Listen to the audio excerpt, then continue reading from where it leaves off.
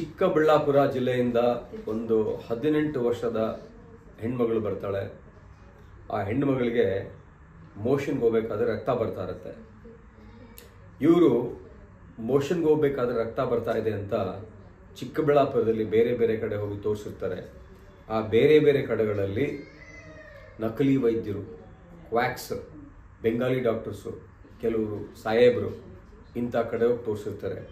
ಅವರೆಲ್ಲ ಪೈಲ್ಸ್ಗೆ ಔಷಧಿ ಹಾಕಿ, ಪೌಡ್ರ್ ಹಾಕಿ, ಮತ್ತೊಂದು ಹಾಕಿ ಮಾಡಿರ್ತಾರೆ. ಬಟ್ ಈ ಹೆಣ್ಮಗು ಏನಾಗುತ್ತೆ, ರಕ್ತ ಹೋಗ್ತಾ ಹೋಗ್ತಾ ಹೋಗ್ತಾ ರಕ್ತಾಂಶ ದೇಹದಲ್ಲಿ ಕಡಿಮೆ ಆಗುತ್ತೆ, ಹಿಮೋಗ್ಲೋಬಿನ್ ದೇಹದಲ್ಲಿ ಕಡಿಮೆ ಆಗುತ್ತೆ. ಕೊನೆಗೆ ಯಾರು ಹೇಳ್ತಾರೆ ಇಂಥ ಕಡೆ ಸ್ಮೈಲ್ಸ್ ಆಸ್ಪತ್ರೆಗೆ ಹೋಗಿ ಅಂತ. ಸ್ಮೈಲ್ಸ್ ಆಸ್ಪತ್ರೆಗೆ ಬಂದಾಗ ಅವರು ನಾವು ಸಂಪೂರ್ಣವಾಗಿ ಪರೀಕ್ಷೆ ಮಾಡಿ ಕೊಲೊನೋಸ್ಕೋಪಿ ಮಾಡಿದಾಗ ಅವರಿಗೆ ಮೋಷನ್ ಪಾಸ್ ಮಾಡೋ ಜಾಗದಲ್ಲಿ, ಅಂದರೆ ಗುದದ್ವಾರದ ಮೇಲೆ ರೆಕ್ಟಮ್ ಅಂತ ಇರುತ್ತೆ, ಅಲ್ಲಿ ಒಂದು ಅಲ್ಸರ್ ಇರುತ್ತೆ.